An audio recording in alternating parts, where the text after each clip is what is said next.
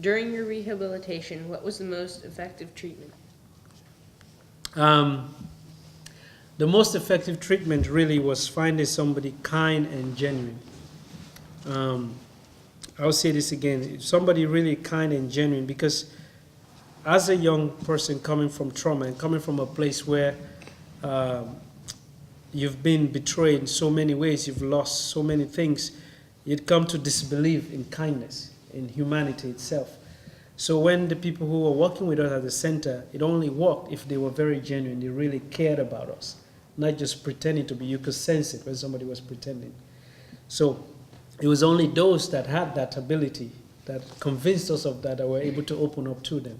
Otherwise, we were just reluctant to anything that came. So it's really, they acknowledged us, and they saw that we were just children, even when we could no longer see that. They saw that we were just young people whose spirit had been dulled by this violence, that we just needed to be reignited again. And so all of these things, that genuine kindness helped. I think for me that was the most effective part. Otherwise, nothing else would have worked.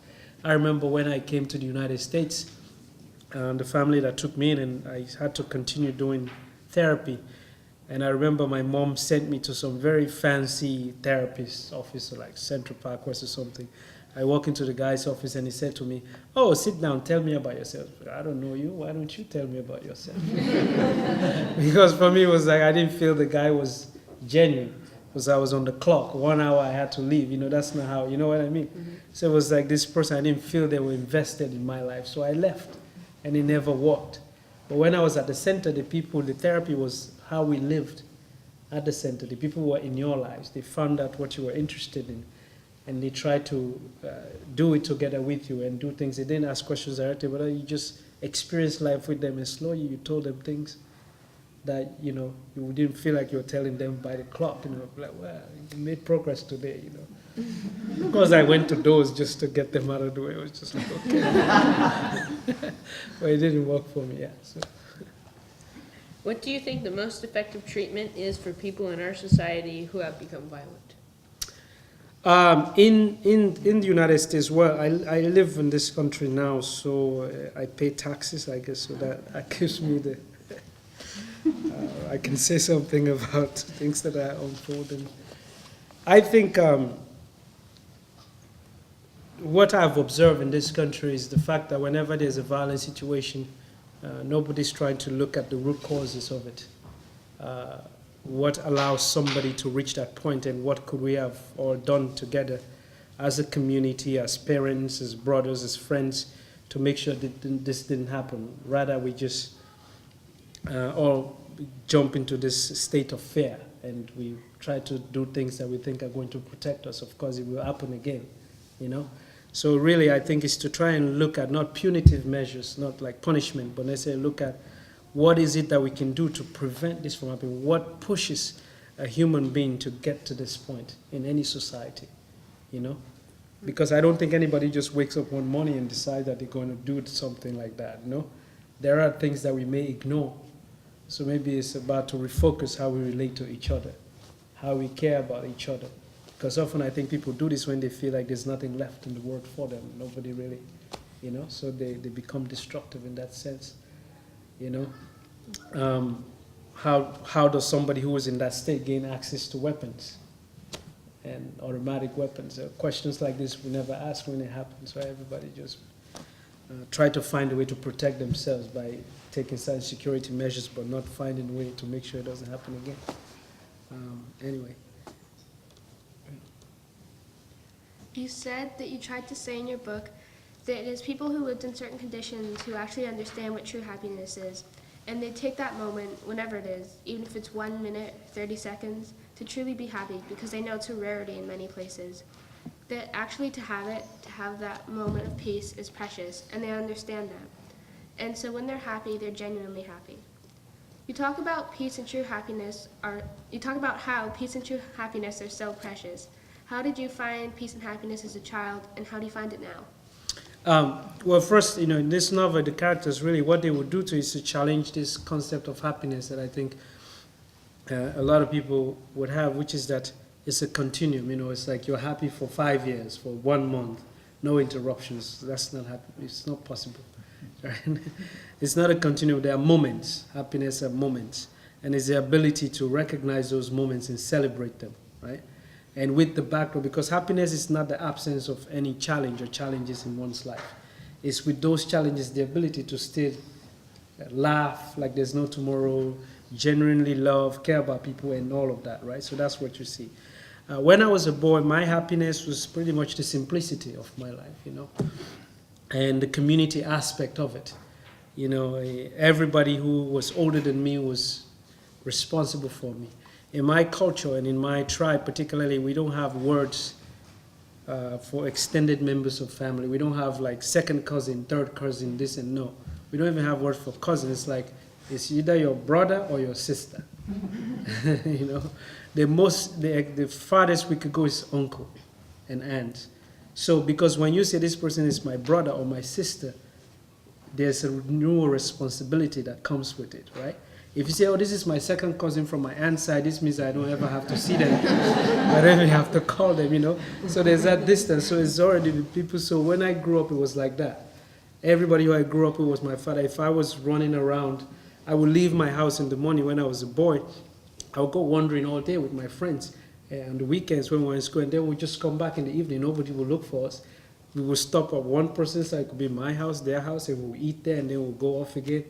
You know, so it was like everybody's was, you know, sometimes a little too much. Everybody was in everybody's business, but at the same time, you know, it was like adults cared for children, and children knew that they had to respect, you know, and the simplicity and the beauty that was there was really what. Nowadays, how I find that is through going back home sometimes and through my own family that I'm creating now. So I find happiness through that. Yeah. In your second book, you mainly focus on how not all the death and destruction happens during the war. You talk about how after the war, things are still not in total peace. What was a more challenging book to write, talking about the war or the aftermath? Well, the aftermath was, I would say, was fiction, you know, in the sense that things happened, I observed them, and I also created a fictional world so it was easier. It was difficult to write about the war because I knew the story and I knew what it would bring me, and I didn't want to go back in there. But this world that I created in a fictional sense, I could go back into, so I found joy doing that. But all of them have their own difficulties in certain areas, you know. After the war, the difficulties that come about also could be responsible for what had happened to come again or not. So there's that slight pain, you know, and angst that when you're writing that you feel in that area. Yeah. You talk about nature reacting to the horrible things that happened with people. How did nature react during the war in Sierra Leone, and how has it reacted even when people say the war is over? Well, it's actually an important thing for me when I write. I always consider nature as not a bystander, but rather as another character, because I grew up where we believe in the natural world. We believe that there's magic, there's spirits, and how you behave affects the land, and in return, the land will behave that way. For example, when the war started, before in the morning, birds would sing, different animals would sing at different times of day. When the war started and the gunshots took hold, all the nature quieted, everything, as if they knew something had gone wrong. So that's one of the first things you knew was wrong when you came running to a town. You could not hear any animal, not even a bird, you know. They had all left and gone somewhere else. So you knew something had gone wrong in this place, you know. Mm-hmm. So this is one of the things. And after the war, they came back. They began to come back. They're nesting in the mango trees and they're making those same noises. Slowly, these things begin to regain themselves again, you know. So you begin to see the possibilities that are there. Specifically saw a lot of instances where during the war, you know, because of you know, maybe a grenade or you know, a rocket that's been thrown at a tree, and that tree that sort of collapsed and died. And after the war, the tree begins to grow again. Something begins to grow from that tree. It's beginning to sprout again, you know. Or maybe a tree where they had tied somebody and executed them, The blood stains are no longer on the bark. The bark is sort of washed off and shed, and a new bark is growing. So you see these things, you see possibilities, of things to come. So I see these things. And when I go home, I walk some of the areas that I walked as a soldier, just to see what has happened there. It's difficult sometimes, but sometimes it's also quite good to do. Yeah.